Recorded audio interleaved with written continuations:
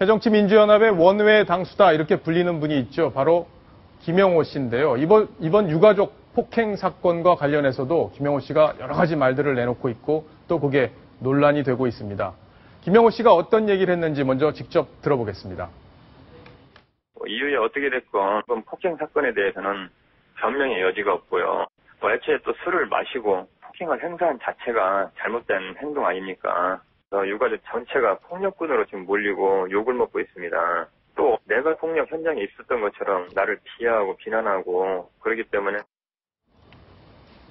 자, 지금 얘기를 들어보면 유가족들이 정말 사과를 하는 그런 뉘앙스라기보다는 이거 불미스럽게 이런 일에 좀 운이 없게 연루가 돼서 결과적으로 상황이 좀 안 좋게 됐다. 이런 뉘앙스 같아요, 지금. 네, 그렇습니다. 지금 폭행 사건에 대해서는 변명의 여지가 없고요. 폭행을 행사한 자체가 잘못된 행동입니다.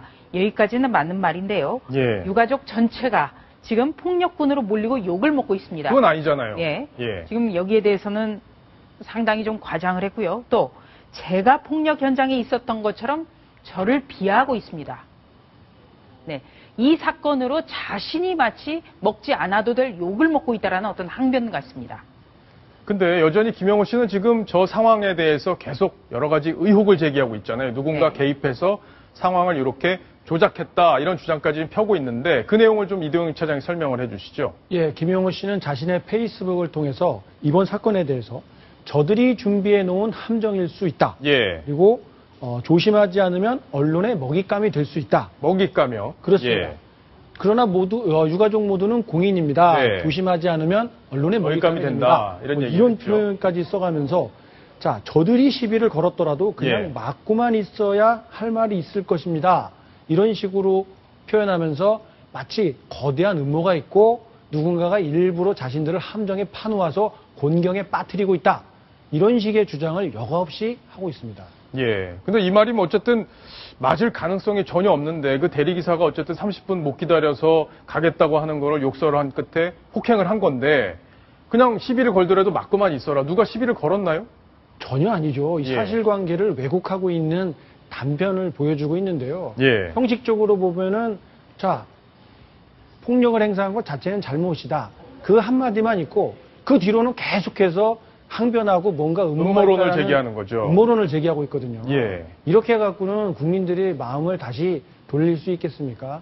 자신이 아무리 뭐 분하고 억울한 마음이 들지는 모르겠지만 유가족들이 분하고 억울한 것은 이번 폭력 사태 때문이 아니라 이 어처구니 없는 사고 때문에 많은 아이들을 잃었기 때문입니다.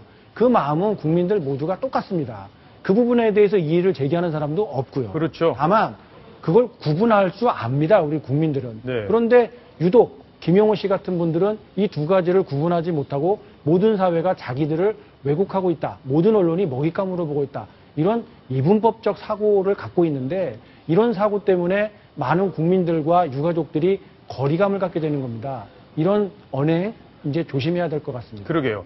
자, 그동안 김영호 씨를 새정치민주연합의 상황이다 이런 얘기가 있었잖아요. 뭐 박영선 원내대표도 가서 무릎을 꿇고 얘기한 적이 있고 또 문재인 의원도 가서 또 여러 가지 재가를 받는다 이런 표현까지 나왔었는데 지금 문희상 새 비대위원장도 되자마자 김영호 씨한테 전화를 걸었다 이런 얘기가 지금 나오고 있어요. 네. 문희상 비상대책위원장이 뭔가 새로운 모습을 보여줘야 새정치민주연합이 정말 좀 거듭나는구나 이런 모습을 보여줄 텐데요. 예. 문희상 비상대책위원장이 김영호 씨에게 전화를 걸었습니다. 바로 비상대책위원장에 취임한 직후에 전화를 걸었다고 했고요. 오늘 문희상 비대위원장은 첫 비대회의에서도 김영호 씨와 통화를 했다. 이 부분을 소개를 하기도 했습니다. 그랬죠. 네. 그런데 이 문희상 위원장이 무엇을 얘기했는지는 김영호 씨 스스로가 얘기를 했습니다. 예, 뭐라고 얘기를 했나요? 박영선 원내대표와는 달리 예. 문희상 위원장은 당선되자마자 나에게 전화를 했다. 예. 좀 도와달라고 얘기하시더라. 예. 그만큼 우리 의사를 여당에 같이 표명하겠다는 것 아니겠냐. 예. 박영선 원내대표는 처음에 세월호 협상안을 1, 2차 두 차례에 걸쳐서 마련을 했다가 유가족에게 굉장히 비판을 받았고 강경파에 떠밀려서 거리로 나간 뒤에 김영호 씨에게 무릎을 꿇고 이야기를 듣는 것 같았는데 문희상 위원장은 비대위원장이 취임하자마자 전화를 걸었다. 이 부분이 평가할 대목이다. 그러게요. 그런 주장 같습니다. 예, 굉장히 높은 분 같아요, 이분이. 네. 예. 자, 근데 지금 문희상 위원장의 새 기류를 보면 약간 좀 애매한 부분이 있어요. 바로 뭐냐면 유족의 동의를 구하는 거냐 아니면 유족의 양해를 구하는 거냐 이 부분에 차이가 있는데 네. 지금 발언이 약간씩 차이가 있는데 어떤 게 정확한 입장인가요? 네. 문희상 비상대책위원장이 오늘 첫 비대위회에서 이렇게 얘기를 했습니다. 세월호 특별법은 가장 먼저 풀어야 된다. 예. 세월호 특별법을 풀어야 국회가 정상화될 수 있다. 그러면서 세월호 유가족에게 동의가 아닌 양해를 구하겠다. 이렇게 예. 얘기를 했습니다. 자, 그러면 확실히 양해를 구하겠다는 건 설득을 하겠다는 거잖아요. 그렇죠. 그러면 좀 진전된 자세로 봐야 될 것 같네요. 예, 오늘 비대위회에서 주목할 만한 거는 바로 친노 강경파의 좌장격인 문재인 의원이 진상조사위원회가 수사권 및 기소권을 모두 부여받는 것은 안 된다고 본다. 예. 이 부분에 대해서 그 여당이 이것을 전제로 해서 새롭게 진전된 안을 갖고 나선다면 나부터 유족을 설득하겠다. 이렇게 얘기를 했습니다. 그러니까 문희상 비대위원장도 아마도 이 기소권 및 수사권은 현행 법 체계에 맞지 않는 거니까 예. 이 부분에 대해서는 안 된다는 점을 알리고 또 새로운 안에 대해서 유가족들에게 양해를 구하겠다. 이렇게 소개한 것 아닌가 싶습니다. 자, 그러면 유가족들의 지금 입장, 태도가 굉장히 중요한 변수가 될 것 같은데요. 김영호 씨가 이 수사권 문제, 또 기소권 문제에 대해서도 의견을 내놨는데요. 한번 같이 들어보겠습니다.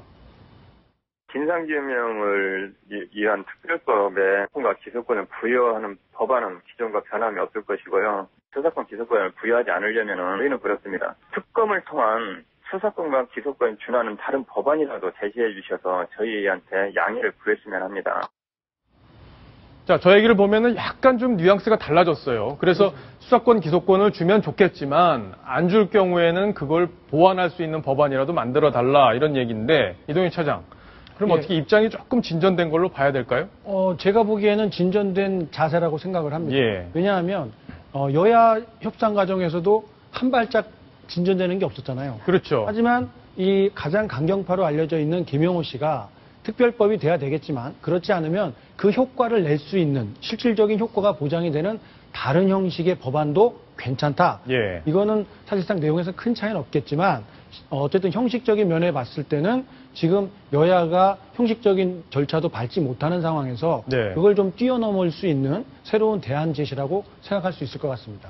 그러게요. 어쨌든 유가족들이 약간의 양보 여지를 남겨둔 상황, 그리고 협상의 대가라고 할 수 있는 또 민주화 동지였던 김무성 대표, 또 문희상 비대위원장 얘기가 좀 잘 되고 있고요. 또 정의화 국회의장은 이렇게 얘기를 했다고 합니다. 26일로 예정된 본회의 여야 합의로 법안 처리할 수 있을 거다. 내가 장담한다. 이렇게 얘기를 했다고 하니까 어쨌든 국민 여러분 조금 이 정국이 풀릴 가능성이 좀 있는 게 아닌가 싶어 보입니다.